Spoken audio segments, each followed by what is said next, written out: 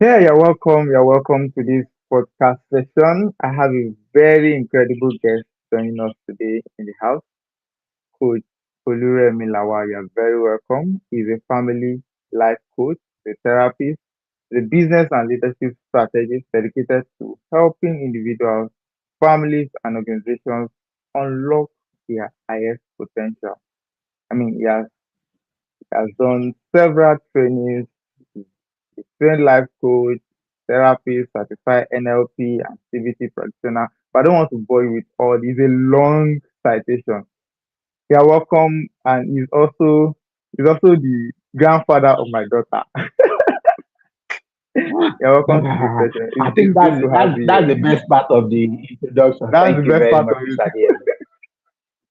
Oh So yes, that's the I'm best very, part of the very introduction. yeah. This session is very important to me because it's not just making video for people like I was saying before we jumped on the live session. It's something I'm interested in, and I'm in the middle of this, like I say, this situation, and I need help to navigate.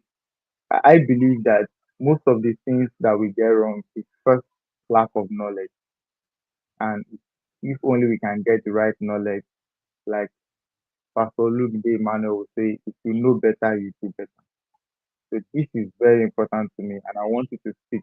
So the topic of this session is supposed to be what what fathers don't know about daughters. But I'm thinking that because while I was reading books and trying to learn, it's the other way for me. I think it is how does raising a daughter transform a man to become a father Hmm, and a leader? hmm. Because it's looking like I'm the one going through transformation phase. The girl is just having fun, and I'm getting to learn and have to unlearn. Okay, what do I need to do? What am I supposed to do right? What am I doing wrong? So it's looking like I'm the one learning. What can you say about that? Okay, thank you very much for having me on this amazing platform. You have raised an important topic, or do I say subject, that everybody should strive to learn from. We all are students of this. So raising any child at all would send you to the school, or do I say the classrooms? Not necessarily the four walls of a classroom, but it will send you learning. And you see, one of the things we tell people is that two things will reveal who you are: marriage and parenting. Those two things Hmm. will reveal who you are. Whoever you think you were before you get into these two things, you have not yet known yourself until you are exposed to both of them.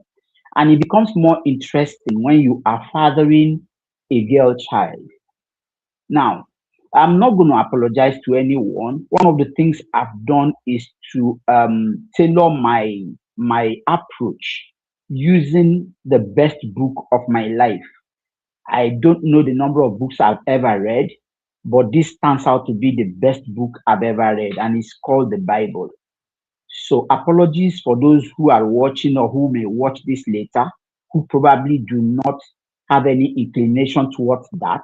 Even though, like I said earlier, I do not owe anybody any apology. We all have personal, interests. This is one thing that interests me, and I find the foundations there as key to my work and my personal life. So we'll have to go back to the origin. You see, after the fall of man, God made pronouncements about the three people involved in the fall, the serpent, the man, and the woman.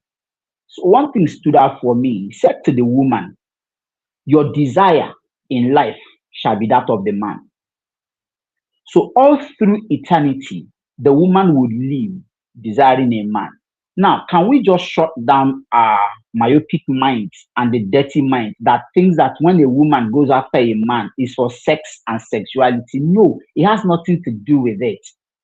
It is a natural thing. Women gravitate more to men. Now, even you watching me, you would understand that if there are things that both sexes can do, right? You would prefer the opposite sex to do it for you if the person can deliver better. than for the your own right, your own appropriate sex to do it for you. Like I'm a man, I'll prefer a woman to do it because I'll feel it better than I would feel when a man does it, except when it comes to exerting energy. And when it comes to exerting energy, I'm quick to excuse the woman. And then I'll call the men, come, come, come, let's do it. Let's show them we are men. So women gravitate more to the male figure than they will do to a man. And that's one understanding we all don't have, because we often see things from that angle that I mentioned earlier, that when a woman gravitates towards a man, it's about sex and sexuality. No, it is not. As we go on in this conversation, I'll be mentioning a few things that would make us understand that. Let me say this from the beginning, that it's not going to be professional. We're just going to be as natural as we can be. See, let's put some professional things aside. Some of them may not happen to us, but there are natural things that no matter how hard you try, you cannot avoid them. So the first thing I mentioned now is natural. It comes with every woman. It comes with every woman. Their primary desire, right, is first to man. I'm sorry to say, the first,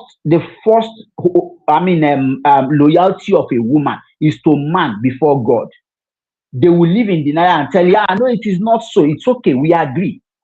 But are you aware that if I offend my wife, she could shut down not going to church? So how then is God primary to her? So if we have a disagreement, my wife will shut down, I'm not going to church today. I'm this, I'm that. So when they live in denial, we don't argue. My job does not argue with people, but I will lay the facts on the table for you that when things like this happen, you are quick to shut down God, but you're not quick to shut down me. So a woman can be angry with God and still find a way. But when she's angry with a man, the pain, hurts deeper than it hurts with God. So it is just a natural thing for a woman to gravitate towards the male figure.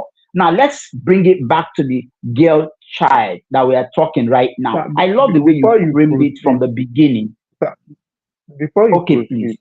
you mentioned something very, very instructive. And I want to ask if perhaps something has changed about that. I agree with the fact that women gravitate towards men. But recently, I've been seeing that ladies get along with ladies much more. I even still saw it yesterday. When they want compliments, they rather get a clean, good, sincere compliment from their same gender. But when it's coming from a man, they feel there is an ulterior motive. Is there something causing that, or is still the same, it aligns with the same principle also? Okay. It's still in alignment with the same principle. Don't forget that I mentioned earlier that we live in denial. The woman does not take her validation from a fellow woman.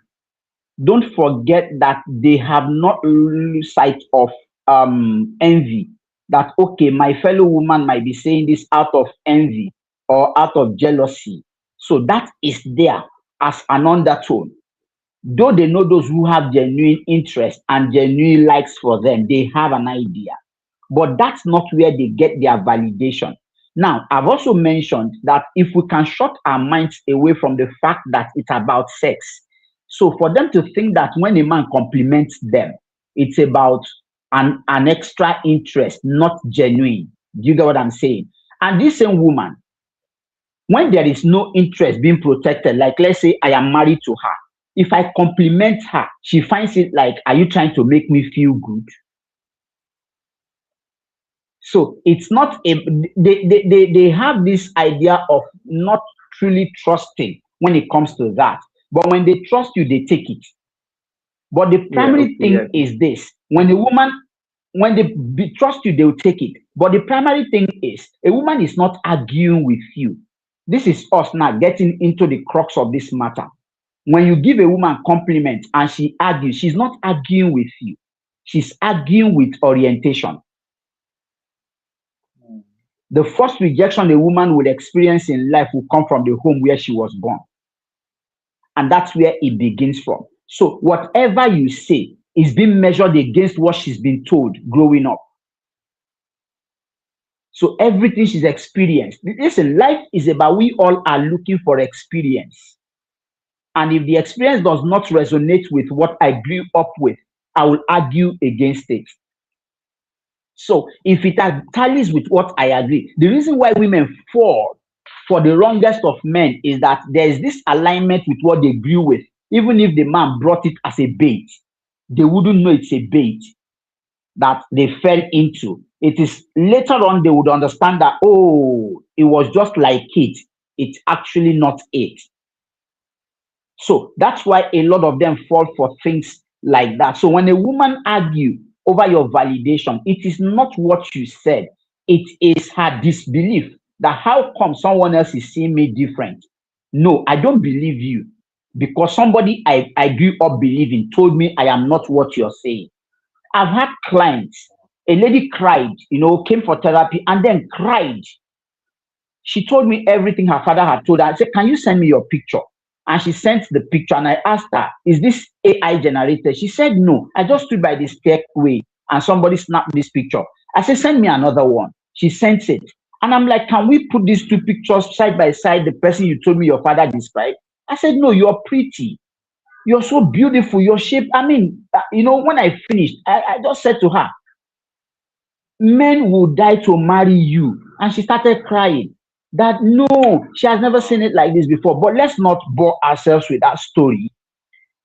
The primary place where a woman gets her identity is from the father or the Mm. primary male figure in her life. Why Like growing I up? said, we are getting into the crux of the conversation. Why growing up? That's the primary place. That's the place where she gets her first identity. And if she, by error, loses trust in that place, she now begins to seek for it in several other places. Do not forget our foundational conversation that her desire would be towards a man. So the validation she's looking for is in men. And I said earlier that we are looking for experiences. So finding it in this person, settling with the person for a few moments, realizing no, it doesn't look like it, it just looked like it is not the real thing. And she moves again. So they become nomadic, searching for an experience, not searching for Mm. sex.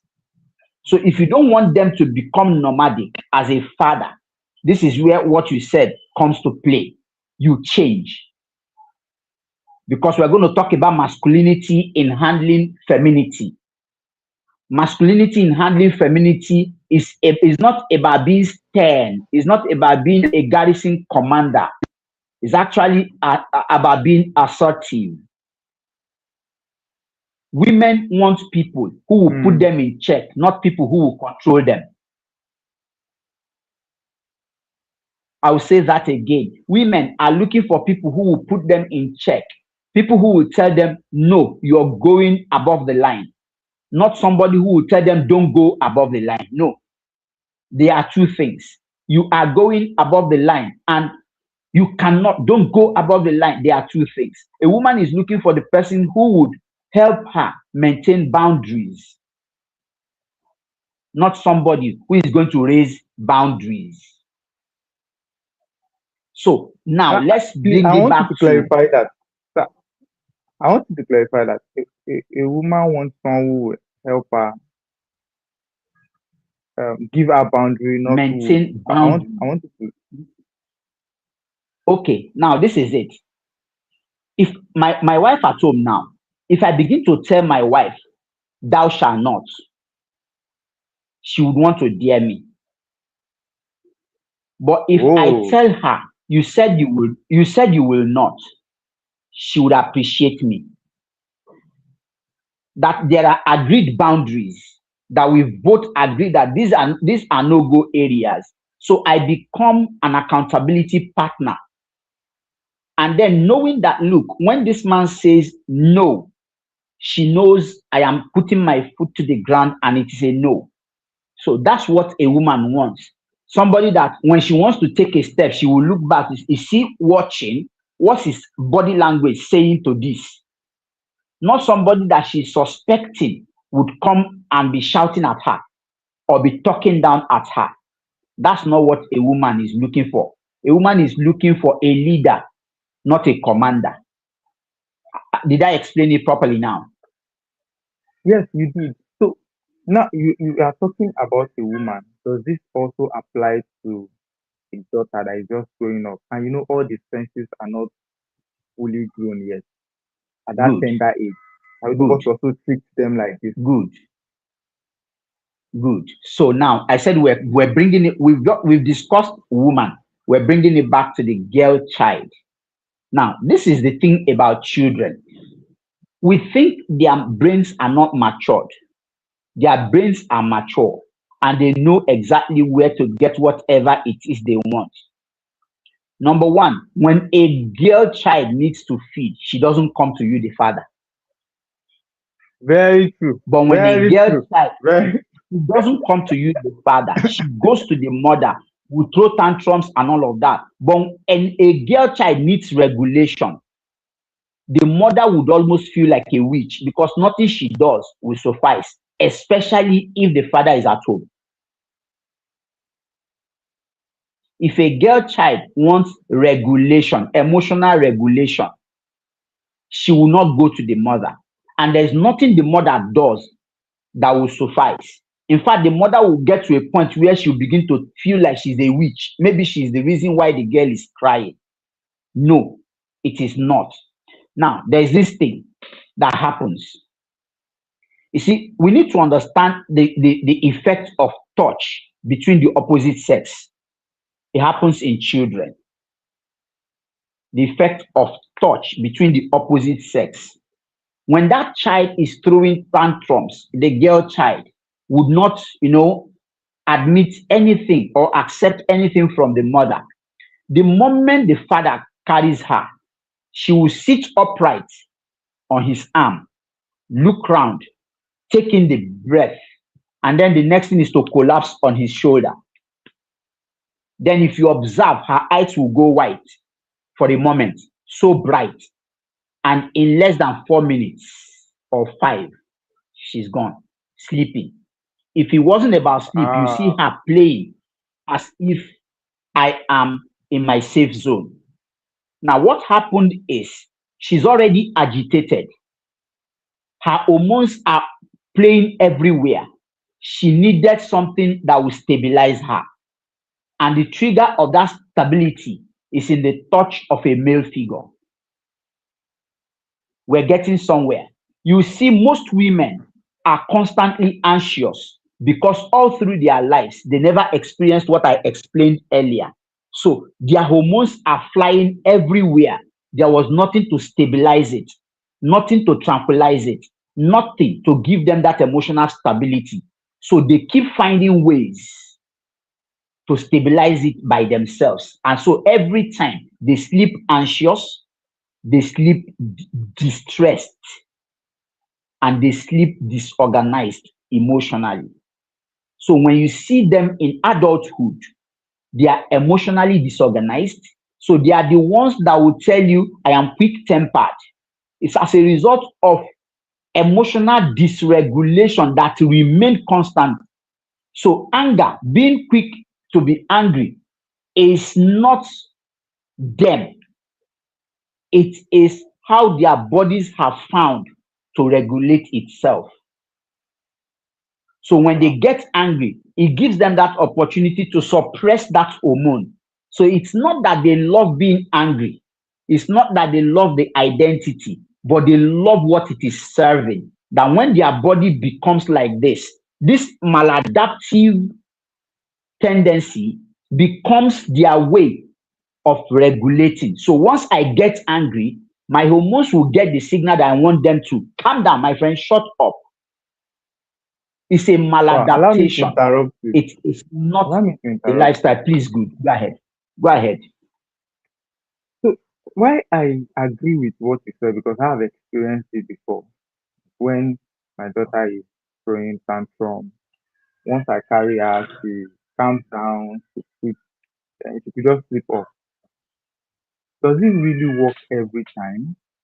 Is it something that we discovered by experience or there is a maybe a research that backs it up because until if not that you said it now, I won't have realized it. But immediately you said it, I know that I've experienced it few times before. So how does our skin as a man regulate the hormone of a woman? Is there anything deeper about it, or it just works like that? Not that it's scientific. There's something we call oedipus and electra syndrome. Oedipus is for the man. That's why male children gravitate more to their mothers. So no matter what a mother does to a child, the child will still keep loving the mother. And notice this again, that when a child goes in an environment where there's an absentee father, so the mother takes on the role of a father, right? You will see her loving the mother the way she would have loved her father, despite the fact that the woman is being mean. I just had a case recently of a lady whose mom would force her to go out and look for money for her needs. She doesn't work. So the mother didn't care where she gets the money. So she's constantly under pressure to meet her mother's need. And yet they are inseparable. Yet they are inseparable. So everything I described earlier is happening to her. She hardly stays in any relationship, hardly stays in any relationship. And it's not her fault, no, because you need to understand what she's been through for you to know why she is like this. So it's a scientifically backed experience. Hmm. And it's the same thing with the man. Now, let me say this to you. Let me say this to you. You see, when there is sexual intercourse between a man and a woman, when they reach climax, there's a feeling that they get. Children get it too. That same feeling, Mm, children get it too. So when you carry your daughter on your shoulder and you keep touching her back, I told you in less than 4 5 minutes, you heard me when I was describing it. When you carry her the first time, sitting on your shoulder, she will sit upright, begin to find regulation from the cries and the tantrums. Once she stabilizes that emotion, the next thing is that her eyes will go bright and she will just rest on your shoulder. So if it's a child that sucks, right from that moment, that finger will go into the mouth. Then you see them sobbing. She's taking in the mm. air. She's relaxing. She's relaxing. And by the time you see her climax, that's when the sleep comes. It happens to everybody. It happens to Wow. everybody. So it is you. Yes, it happens to every emotion I have, a child has. So it is maturity that grows those things. So me knowing what my body is saying. So now we now get to the point where, as the man who your daughter will marry is determined by you. The way your daughter Mm, will serve God is determined by you because you're the first God she would know. So when a woman meets a man and she says, "This is my man," she has seen something she either missed or enjoyed living with her father.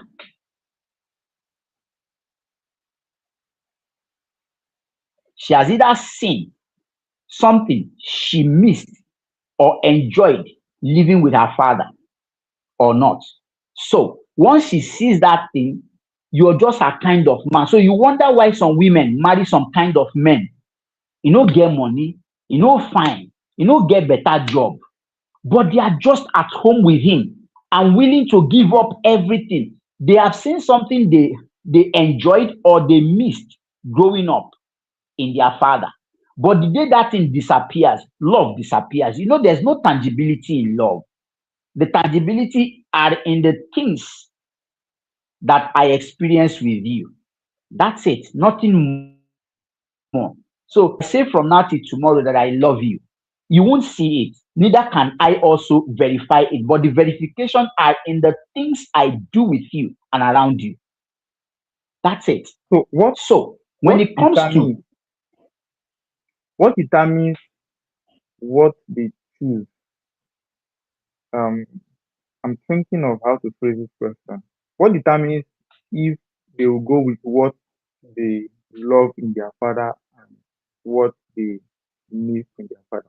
Is there a determinant? well, it's not something we can pick. Do you understand? This is it. There's something we call reticular activating system in psychology. You see, when I look at it and it supports the law of attraction, when I look at it for too long, I become it. So this is something she has longed for a very long time. I just want a male figure who tells me, a male figure who shows me, a male figure who guides me. So, and all along the man was not there. We have we have parents who are present and are not available. We have the available and not present. And then we have the present and available. In the life of a girl child, you must be both. You cannot be one. In fact, the Hmm. male child may need a sponsor in you.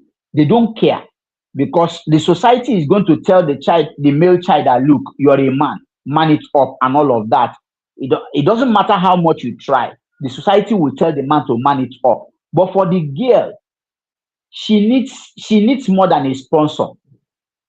She needs a present father who will mean more than money to her, who will mean more than resources to her.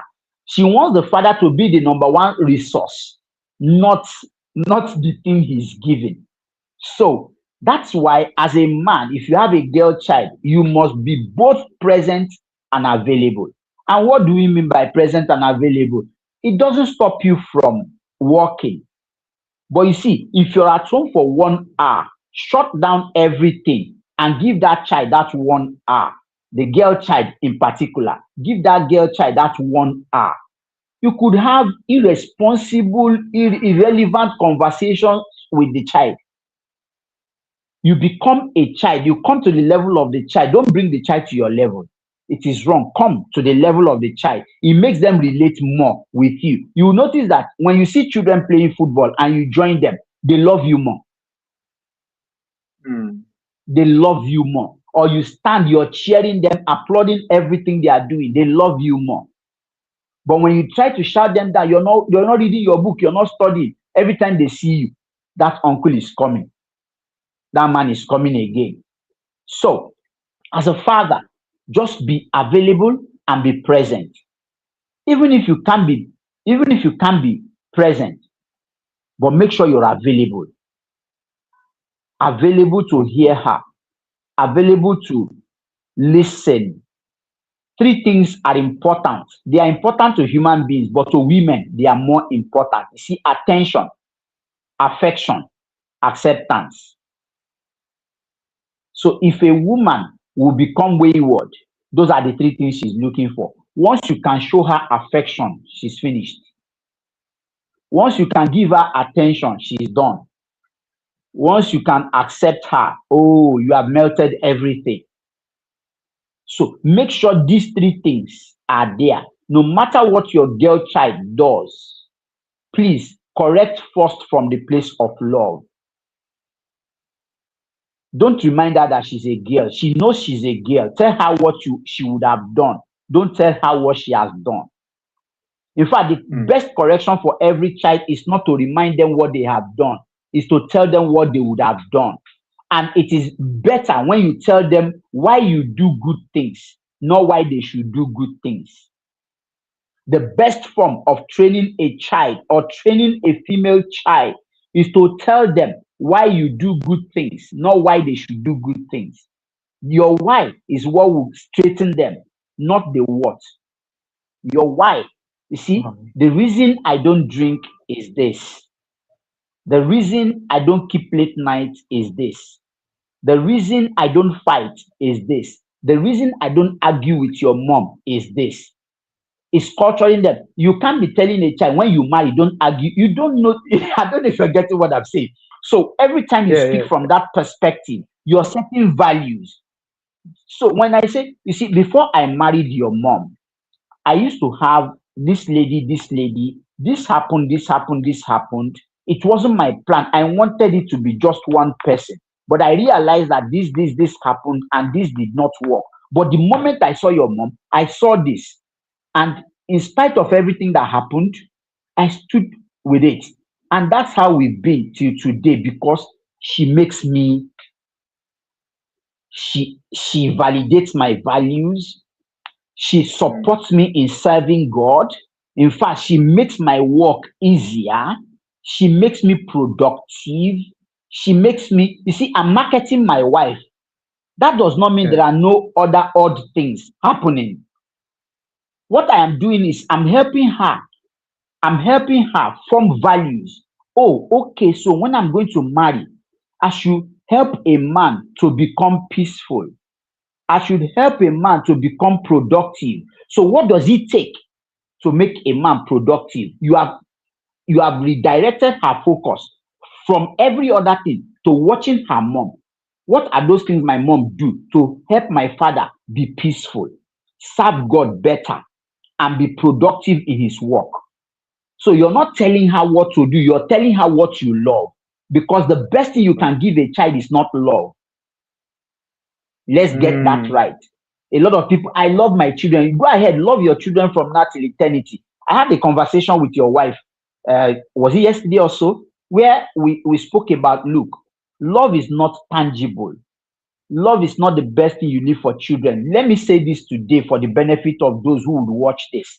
The best gift you can give a child is the gift of peace and stability. Most of us, including you wow. that is watching this, only a few of us were raised with those two things. A lot of us Peace were raised for and struggles. That's stability. why we started. What did you say? I said peace and stability. That is what your love should result into. Raise children and give them peace and stability. Their lives will start right.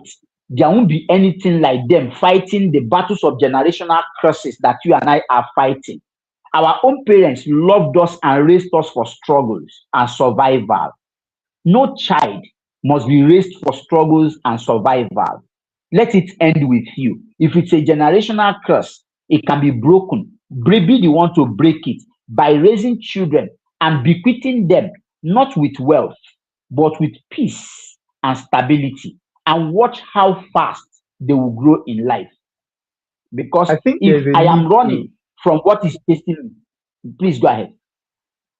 two things I want to mention. You've mentioned a number of things we should do as fathers, and you now crown it that the best thing you can give to your daughter or your children is peace and stability. One is that I want you to explain how do we give them peace and stability, knowing fully well that sometimes these children want to have their way, they want to do things the way they want, and there are other influences in their life. For example, they go to school, they see their friends, they want to do what their friends are doing. So how do we intentionally give them this peace and stability? That's one. Number two is, are there ages when we should implement these things? Are there age brackets? For example, a child that is just 1 year old, how can we communicate to her? Is it that between 1 to 3, 5 to 7? Are there something like that that can help us put this into perspective? Okay, thank you very much. Every age, every age comes with its own learning. So if you think that your communication or your interactions around a 1 year old are not having effect, you lie. Who taught your child how to eat?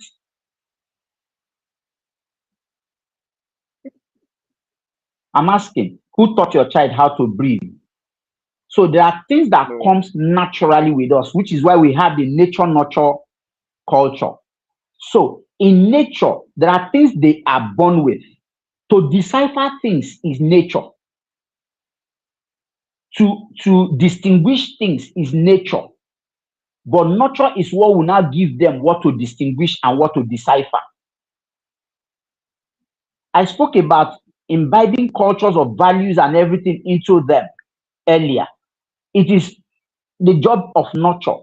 But nature has already given them what it takes to take what is right and what is not right. Listen, every biscuit will break at some point. Every biscuit will break at some point. Every child will break at some point. No child is going to be perfect all through his or her life. But one thing stands out that the home will call. What called back the prodigal son? It was the home. He sat down one day. You know, I was saying something earlier that you tell your children why you do good things, why you do righteous things. Don't tell them to do righteous things. So it is storing up in their heads, and which is why I made reference to that psychological theory of reticular activating system, that you keep storing it in their heads. It keeps staying there. Deep will call onto deep when it is time. So when push comes to shove, the child will pick the value, and at every point, your value will win. So it was the value that won with the prodigal son. That, hey, what am I doing here? Where I was raised, even the house helps there feed better than this rubbish. Let me even go back home. So the father never went in search of him. You don't need to chase a child that you have raised. So from that tender age that you're talking about, you keep feeling them. Let them go in an environment where they see these things happening. Now, when I talked about stability, I mean peace and stability, right? This is what I am saying. Imagine if when you got married, right? You didn't marry and started struggling to say, hey, rent, food, clothes, fees, health. But there is something, no matter what it is, to fall back on. Let's be factual with ourselves. You don't need billions, like Pastor Matthew Ashimolo said recently, that he has built houses for all his grandchildren. Somebody may say he's speaking from the place of abundance, and that's fantastic. But are you aware that abundance starts with little drops of water? When you take care of your retirement age,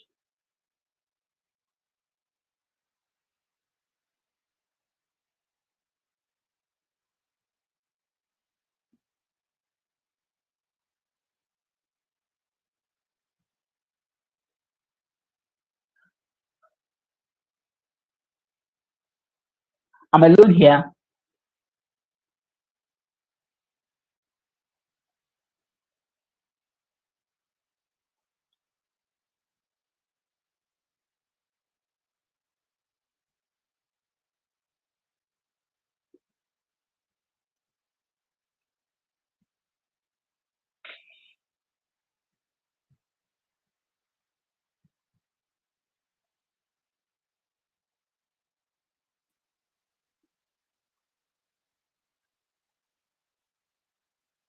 Welcome back. Yeah, thank you. Okay, so I was talking about, you said I should shed more light on peace and stability. Now, you see, you can give a child education.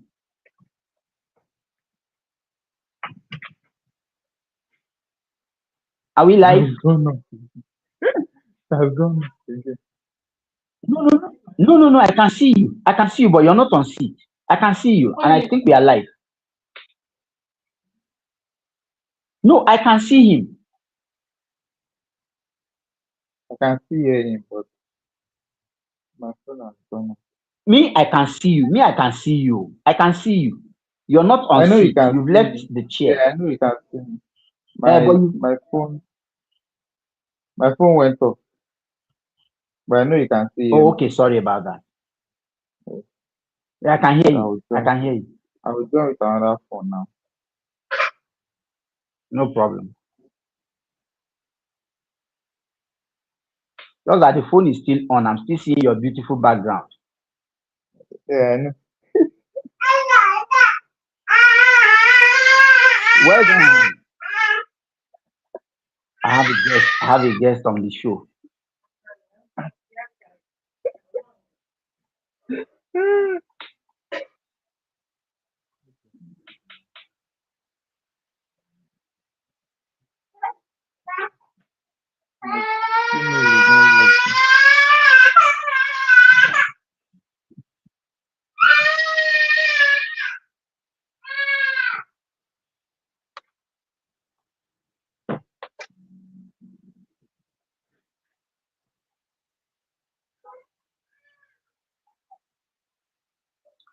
So I want to ask, are we live? Because I can see you. Yeah, I know you can see Okay. better.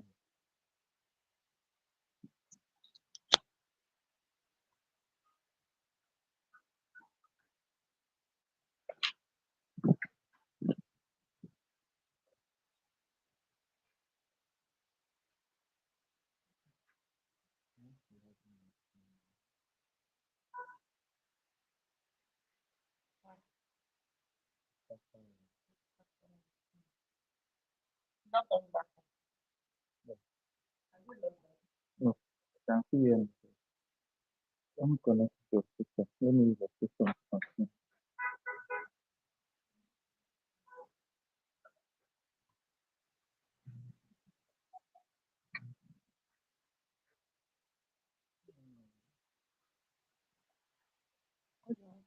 What is the Oyibo doing there now? You can see you. You can see me. Yeah. Ah, Yes, now I'm seeing. Of course, now I'm seeing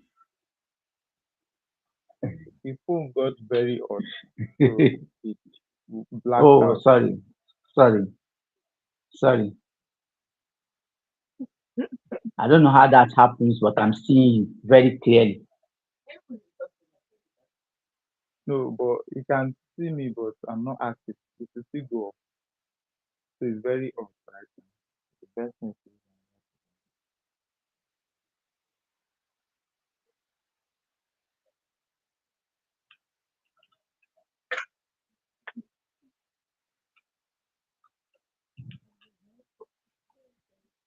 you guess that they are talking about. I want to say yourself. I want to say yourself.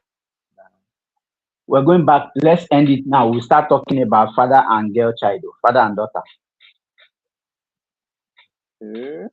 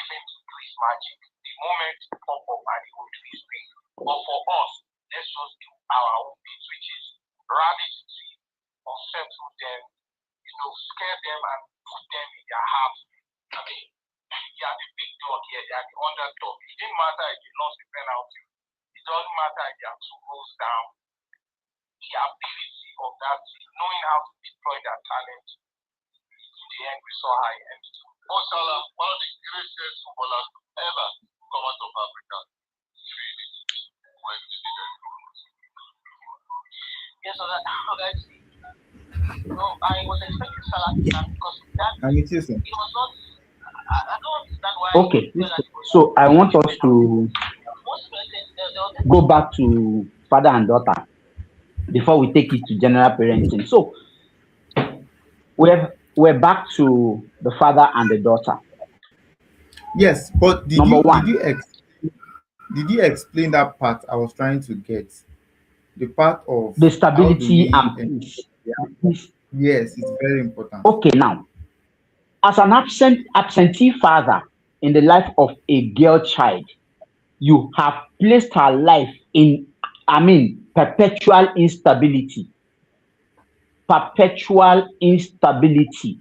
Because all through her life, she'll be looking for what she missed. See, if the child in every human being, every adult is not fed well, that child will call for feeding, even in adulthood. That's why you see a lot of people still behaving childish. when they are adults, because the child in you will cry out. So, not being present in the life of your daughter will perpetually set her on a life of instability. Now, like the lady I mentioned who came to me for therapy, everything her father said, a girl reached out to me from the UK. And one of the questions I asked is, why do you want this? He said, if it happens, my father will say, as always, Olodo, she can never get anything right. So she is not trying to succeed for herself. She's constantly trying to succeed to prove her father wrong. For how long is she going to keep proving her father wrong? So her life has been set on a perpetual instability, and she can never have peace. So when I say the best gift you can give your children is the gift of peace of mind and stability, these are part of it. Encourage them. Let them know that they are the best of their version. Let them know that you are their greatest cheerleader, no matter what happens. Let them know that their error is not their definition. Let them know that their stature, their physical look is not their definition. It doesn't stop them from being. Naaman was a leper, yet it didn't stop him from being an army commander. Let them know being diminutive or being obese does not reduce what they can do. A lady came and said her family members have always told her that she's too fat. She has gone on this and gone on that. All I did was ask her to go and Google Ndi Okereke UK. A woman who was a plus size, but she never allowed anyone to stop her. At some point, she was holding two offices in Nigeria that became controversial. She never allowed herself to cower in. So these are the things you do. Let your child know, look, I may not have the physical cash, but look, with every other thing I have, I am with you. Just like what God is doing. Why do we dare Satan? Is it not because God said, no, I am with you always? If we didn't hear that, would any of us, you and I, would we ever dare Satan to go and meet him and say, I bind you, I cast you? So that's exactly what a child needs. A child wants that to look back and say, look, I get backing, no matter what is coming. A child wants to be sure that if a man tries anything, my father is there to put him in the right place. So the girl will not just go and pick anybody. A girl child wants to see a man and say, this is the kind of men my father approved of, because these are the kind of people based on the values I've seen in him. I cannot bring this one home. No girl will come and dare a man that is present in his life. So they want stability. And what they know, when they know you're stern, they know you want it for their peace of mind, because that's what they grew with. Not that you're constantly troubling them. When are you going to marry? When are you going to start bringing money home? Your mates are working. No. Let them understand that it's time and season. There are times and seasons under the sun. Let them know that no matter what it is, their situations and circumstances does not define or do not define their relationship with you. That is peace of mind. That look, whether you are working or not, just not that you're lazy, but that you are hardworking, but things have not started working. You have my support. Always come home. Just like the prodigal son. If the prodigal son hadn't been given the kind of peace he wanted, he wouldn't have come back home. Now, you said something that children want liberty. I'm not saying give liberty. I say give peace of mind and stability. I never said liberty. You know, I said earlier, they want people who will guide them, not people who will command them. And in guiding them, sometimes your body language is part of what you use in training a child. You turn and you look, and the child is like, hey, I'm in hot soup. No matter what the society may be saying. See, we live in a world that environment influences our choices and our decisions. So what environment are you creating? Let me explain a scripture today. You know, every time we read the Bible, we become too spiritual with it. When the Bible says you will hear a voice behind you saying, this is the way. A lot of us think often it is the voice of the Holy Spirit. There are mentors in your life. There are people you respect. Your parents, there are words your parents have said that every time you want to take a step, that voice will sound. Hello, remember the son of whom you are. or your Very mentor will just sound, hello, was that what I taught you? So if you come down and not think that every time it has to be the voice of the Holy Spirit that says, thou shalt not do that, you will realize that there are voices that are guiding you. But be that voice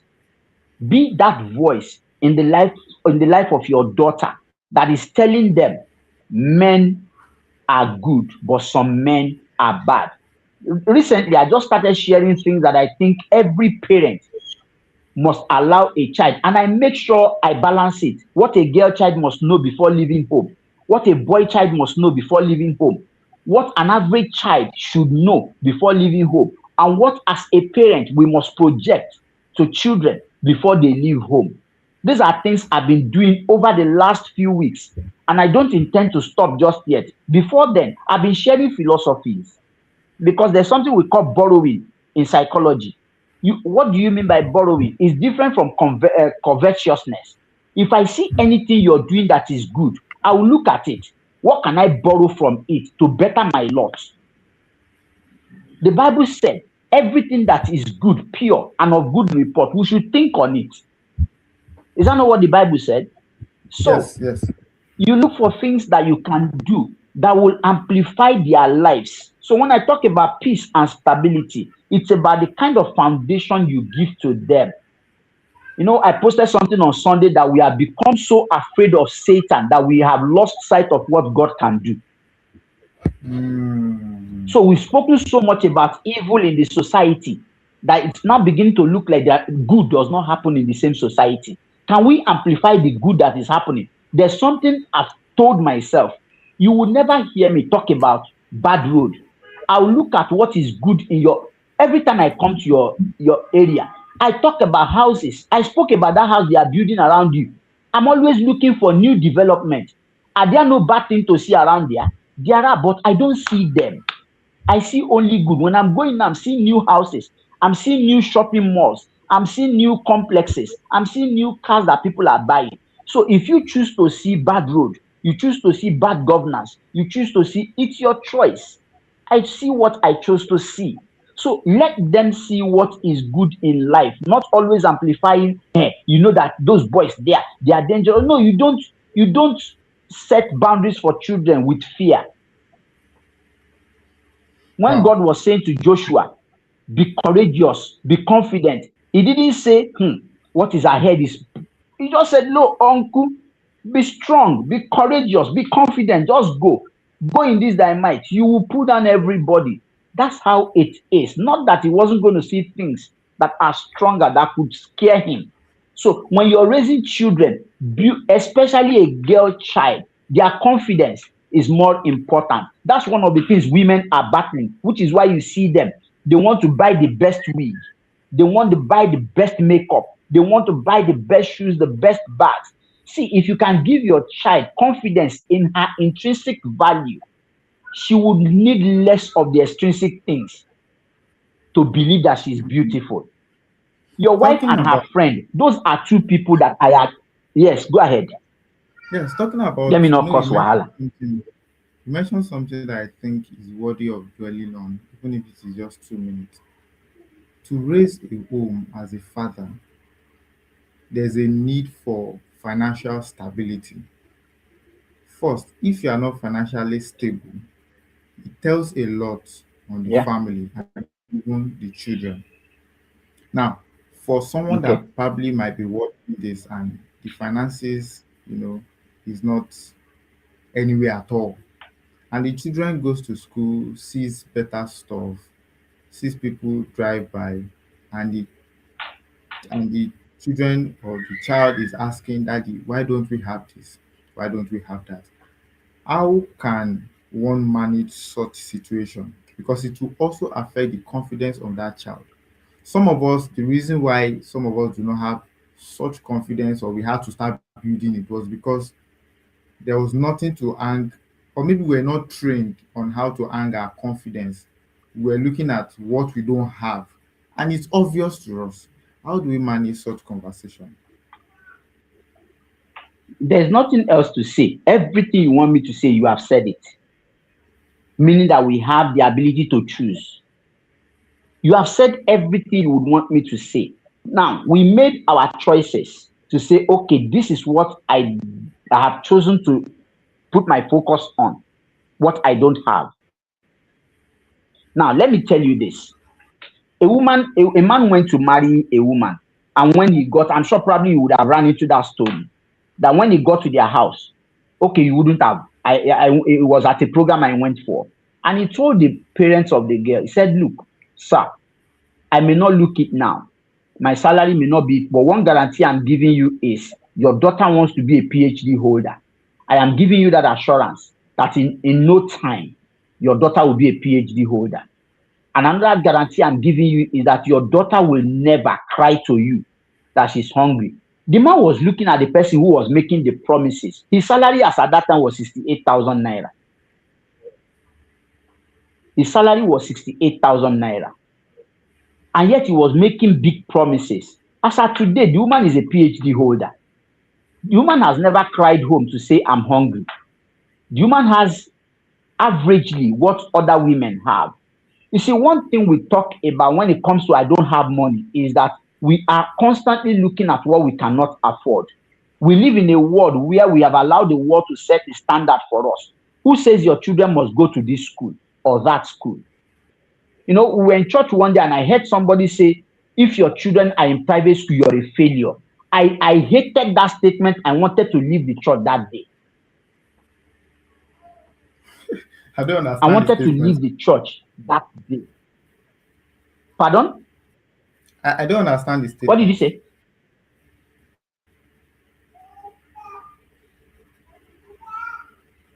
I don't understand that statement.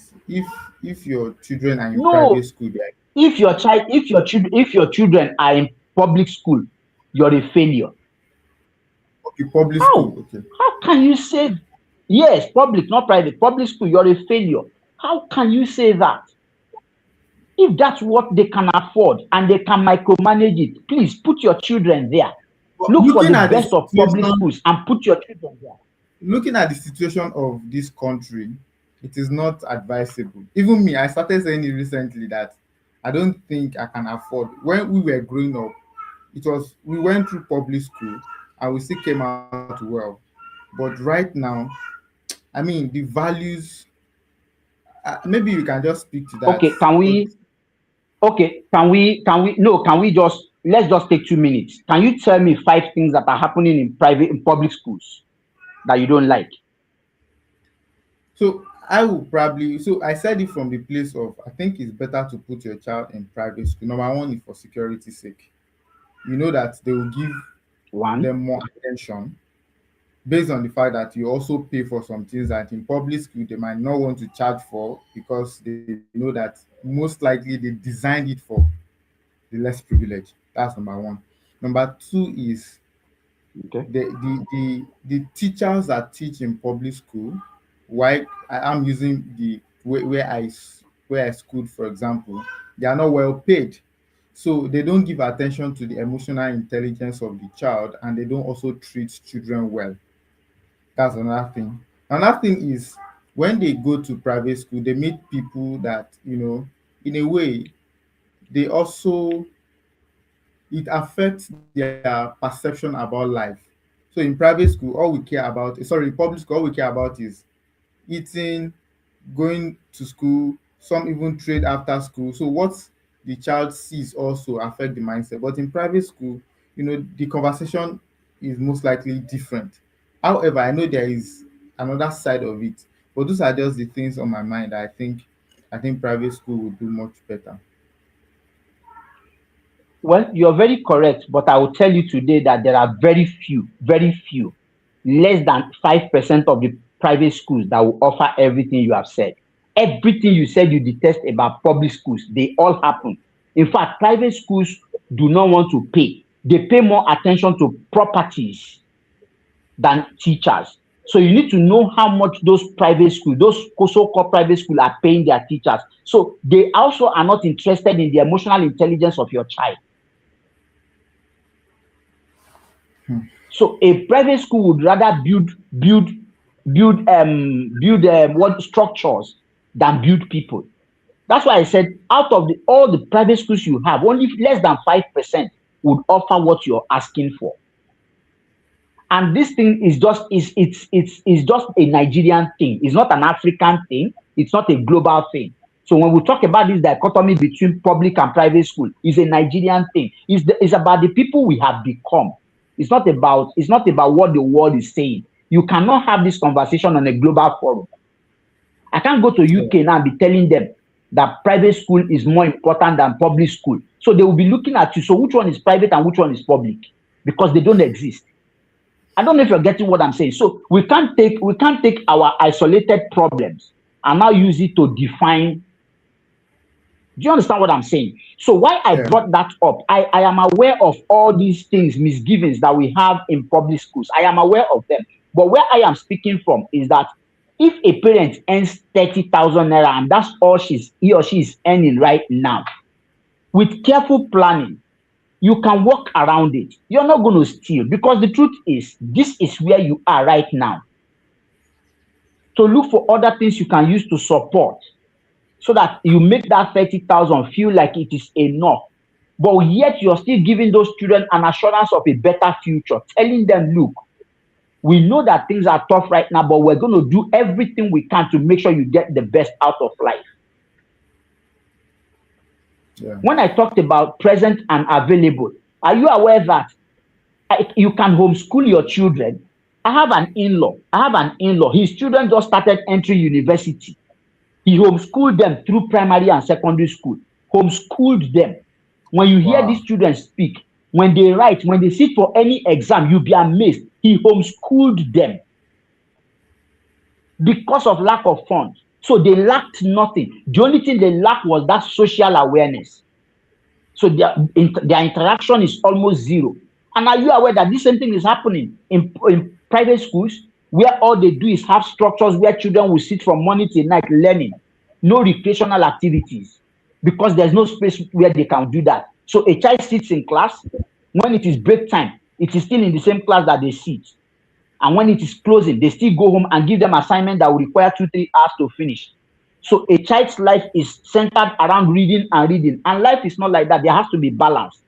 It's not a conversation for today.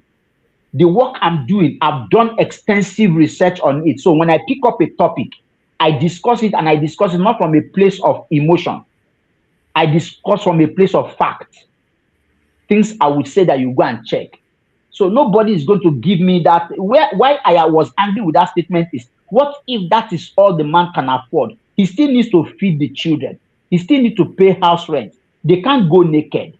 They need to read books. And all he's earning is 30,000. Out of the 30,000, if he pays 25,000 for one person's school fees, what happens to the other children? So saying at that point to the person that he's a failure if his children are in private school is suicidal, that person could go home and commit suicide. Very true. You can admonish people to say, look, do whatever you can to make sure that your children don't go to this place. Or if that's all you want to do, make sure you put them in the best of the worst. You see, that encourages somebody to work harder rather than depress them. That was a depressing statement to make. It could lead somebody who is already on the precipice of depression to go and commit suicide. So now, talking about raising children because there is lack, because you don't have adequacy, the truth of the matter is that when we sit down, we understand the economy. Look, as Christians, nothing should catch us unaware, because God has foretold us of times like this, that darkness will cover the earth. So in preparation for that, all I'm earning is 100,000. Why do I desire a school of 150,000? Where will the extra come from? I'm setting myself up for depression, for pressure, and then possibly stealing and borrowing. So all I'm saying now is, if this is what you earn, let your children know that within this, I am giving you the best of life. We may not have chicken to eat, but we have chips to feed. We may not have chips to eat, but we have fried yam to augment. We may not have this. We may not have cheese, but we have butter. Sir, we may not have this. So yes. So are you saying that for a family that they are still struggling with finances, they should have this conversation with their children or with the daughter.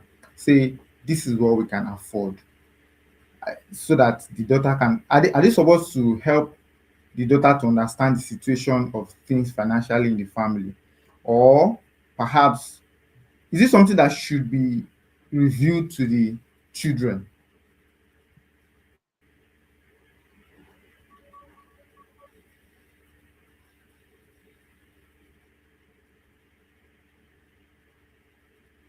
Do you get my question, sir? Yes, I did. There's actually nothing to reveal. Everything is there for everybody to see. Now, I grew up with my father who had money but was not exposed. So my father didn't know what it means to buy a a a, a video. Then we used to have a Betamax video player. My father didn't know what it was. So he didn't buy it. So for the first time I went to a friend's house and I saw it, I was amazed. But guess what? I had been so entrenched in what I had that it didn't matter to me when I saw that thing. Little did I know that a point was coming when I wouldn't even see the one I was seeing. So when life threw me in a place where I wasn't even seeing the one I was brought up with, it didn't matter. Till today, the last thing you will hear that me, I turned on in the house is TV. That me turned on is TV. That's the last thing you will hear that I turned on. Mm, Because I grew up not knowing those things. And I've seen TV of all sizes. In fact, I know the size I have at home. So having it at home is just so that I can meet up with societal demand, not because I need it. So you raise your children with what you have. The Igbos have a saying, right? That as the size of a woman's lap is what she puts on her husband. She doesn't borrow extra to add to it. So it is what you have that you raise your children with. It is what you have that you raise your children with. You're not going to set them on a coalition course where they begin to look for what they do not have. But let them know that this is where we are, but this is not where we're going to stay. You don't need to spell it out and begin to tell them, you see, you're setting them up for struggle. If you make them understand that I desire this, but this is what I have, right? You're setting them up for pressure. This is what okay. we have. This is what we have. Jesus said, what do you have? Two fishes and 5 loaves of bread. Bring it, let them sit down. And that was what they fed with. When there is love, when there is love and peace in the home, even water will taste like wine. Hmm. Wow, awesome. Thank you so much. Thank you so much. We spent, I can't believe we spent more than 1 hour on this call. Thank you so much for that. I initially had some questions I wanted to ask, but I think you've touched on most of those questions. Um, so I want us to round up now because of time, so that I can also release you. I was just looking at how I grew up, though I'm a man, not a woman, and I saw the kind of negligence my dad placed on almost everybody, both male and female. And I also saw the results that happened, afterwards. As a man, I remember my dad stopped being responsible for anything at all. From last I remember was DSS 3, and from SS1, I remember I've catered for myself from XS1 till date. And I was just thinking that, Hmm. there is a whole lot of, and I know unconsciously there are some things I might have taken from that I might not be aware of. So I'm consciously trying to see, okay, what are the things we should do right, and what are the things we should ensure that does not happen. However, growing up, I must also say that my dad was always present when we were very, very small. Always present. We play together. So I want to ask: are there some routines parents should have with children, or when we talk about being present, what I probably understand by being present is playing with the child, jumping around, and it's always fun like that. But there's some things that we should deliberately do with our children to ensure that they remember that we were there while they were growing up. Absolutely. Absolutely. Let me say this. Every child is looking out for his or her parents during open day and inter-house sports day. They are not looking for other people's parents, and they are not looking for a rich parent. They are looking for their parents. Have you Yeah. noticed that? On your inter-house sports day, you're looking out for your parents, not your rich parents. On that Mm. day, it doesn't matter the class or category your parent is. Do you understand what I'm saying? You're just looking out for and the moment you see them in that crowd, your pride rises. That's what we mean by being present. And being available is during struggles, somebody is there admonishing, somebody is there encouraging, somebody is there sharing. The world is laughing. When every time you go through challenges, the world is laughing at you. But your parents are the ones telling you, don't worry, this is a phase of life, it will pass. So that emboldens you to say, no, wahala, let's go.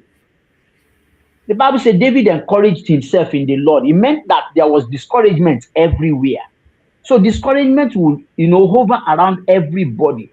But you must have something that keeps encouraging you to say, no, keep going, keep standing, keep looking up. Don't throw down your shoulder. That's what children want. You see, we are the ones who are looking at it from the place of money. Look, okay, if you think it's about money, can you see the children of the wealthy? How many of them are actually doing well? They had everything growing up.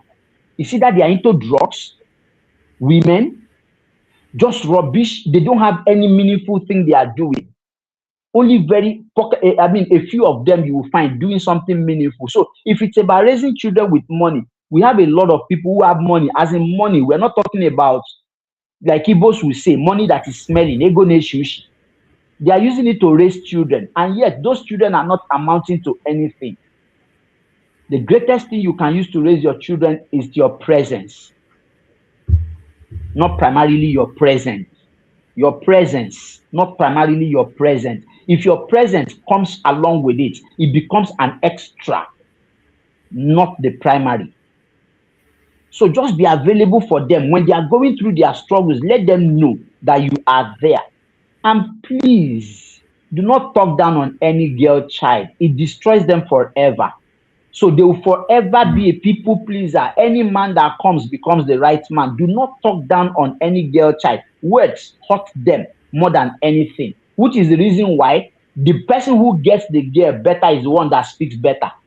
When they say we are toasting a woman, the person with the right word gets her. I don't know if you've noticed that. So words are Yeah. important to the girl child. What are you saying to her constantly? Constantly. Let your daughter keep hearing you how she's beautiful. Go and read the book of Solomon, Songs of Solomon. See what he was saying about the woman. You're this, you are that, you are the lily, you are this, you are that. I mean, women want to hear it. Make sure you're telling your daughter that every time. And you're not just trying to make her feel good. You're telling her who she is. You're bringing her out her inner beauty. So no matter what somebody else says outside, she's telling the person, my friend, go and see that my greatest cheerleader has spoken. Who are you? Mm. So let your girl child, and that does not take away the place of discipline. When she does anything, let discipline be melted out appropriately in good measure so that she would know that the same mouth that can praise can equally, you know, discipline, not pain. I'm not saying you should inflict pain, but Yeah. discipline, correct in love. So, to raise a girl child, you need your presence. If your presence is available, please add to it. But above all, use your words, use your examples. Be the first man in her life who will show her what love is. Like I would always say, a lot of us cry that we want to be loved, but we don't know what love feels like. We don't know what love looks like. So when you love people, They don't understand it because what they saw as the definition of love is not what they are seeing. And you are crying inside of you, and I've done everything to show this woman that I love her. That's not what she's looking for. So you be the first person to define love to your daughter so that when she grows up, Wow. she would know exactly what she's looking for, that it is peace and Yes. stability, not just money and materials.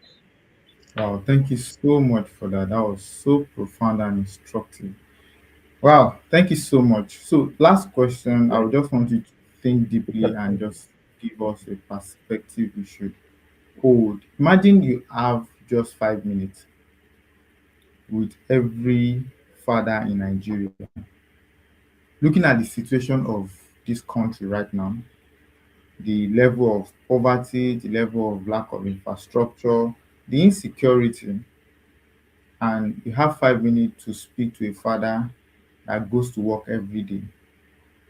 What would you tell them before they return home to their daughters? Okay. Because I'm trained to ask questions, so I'm going to end by asking questions.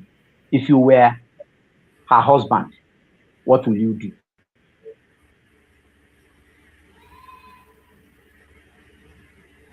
That's a tough question because not everybody is feeling that role of a husband as ought to be.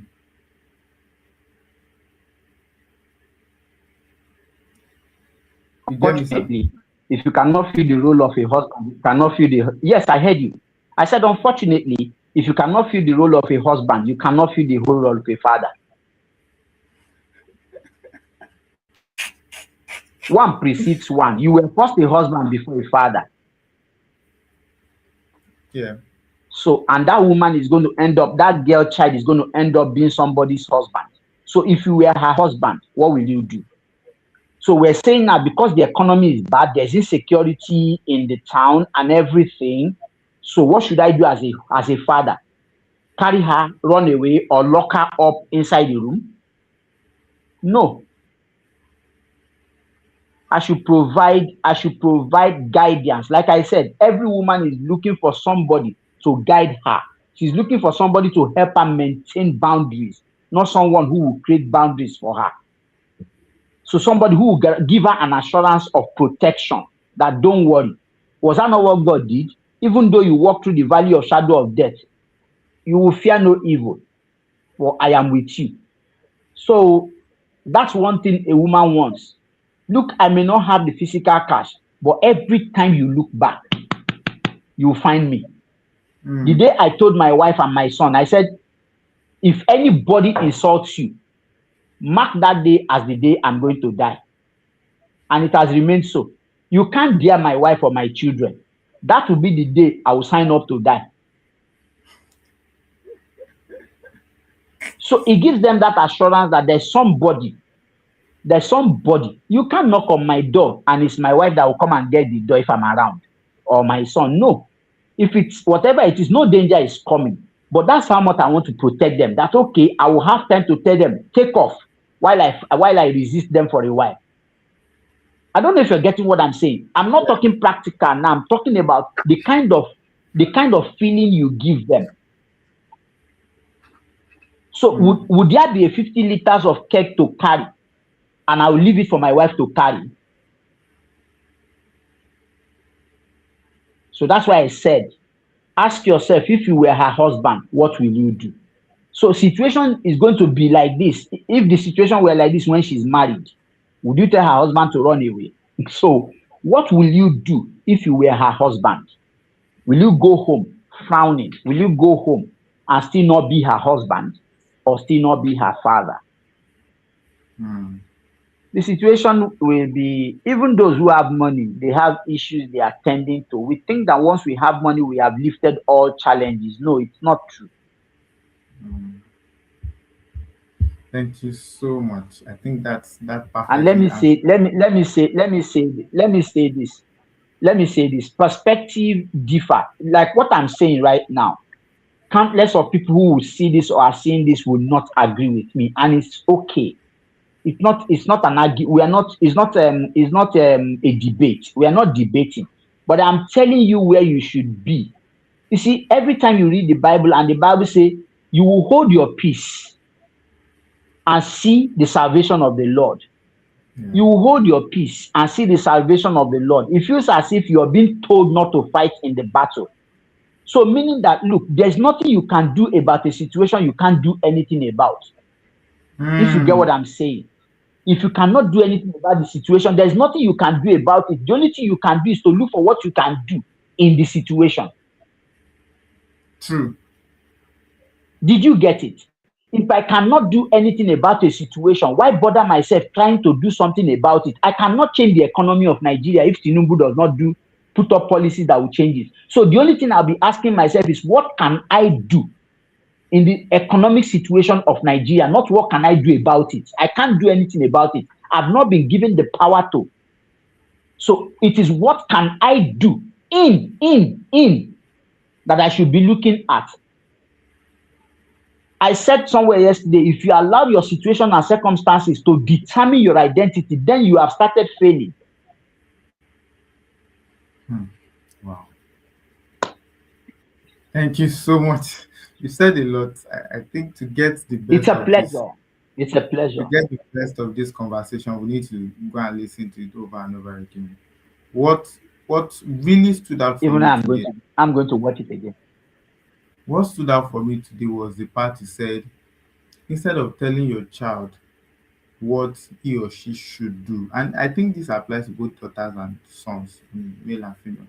Instead of telling them what you think they should do, in correcting them, tell them why you are doing what you are doing. So through your own light, I mean that's Bam. so profound. Through your own light, they see light, just like the Bible says. Because we are quick to say, stop doing this, stop Simple. doing that. And nobody likes really to be corrected as such. But when I tell them, this is why I am following God, even though they want to rebel, when they see my reasons, they would go ahead and think about it. Because another thing I noticed is that when you tell them what not to do, they still end up doing it. But when you tell them why you are doing what you are doing, your why goes with them, and they later on think about it and say, okay, if he is doing this and is getting these results, that means if I do it also, I mean that stood out for me and that made my day. Gave me another perception about Let, let how me to. let me add something, Mr. Demi.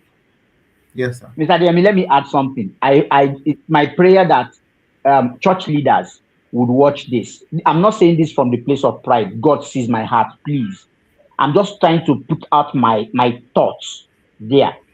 I think that the church, right, is also culpable in the sin consciousness, because every time we try to preach righteousness, we are directing people's attention to sin and not to righteousness. Hmm. So every time you sit down, all you're telling people is, "Thou shalt not steal, thou shalt not see." Your brain does not have the capacity to pick the entire statement. It picks the action word. It picks steal, adultery. So every time we are preaching righteousness, we are actually creating sin consciousness. So why don't we put people's attention to love your neighbor? And in loving your neighbor, you would have to endure. You would have to learn how to deal with people. You're not talking about offenses. You're talking about love. So I don't know how else to break this down. So what you just said, what I said in that statement is, stop creating error consciousness. Hmm. Create possibility consciousness. Thank you very much. It was a pleasure That, being on this show. and that's very profound. I mean, maybe I'm not sure I've heard it that way before, but it's ringing a bell. And beyond just raising a child, in everything we do, it's better to come from that perspective rather than condemning and trying to. Because I noticed that when we condemn and try to correct, we want to get results at the moment, but the aftermath is not exactly what we envisage. We don't get the intended result. Thank you so Exactly. much, sir. I will let you go now. Have a blessed day. It's a pleasure. It's a pleasure. You too. Thank you very much. My regards to my daughter and my daughter-in-law. Thank you for the good They job. will, yeah. Yes, sir.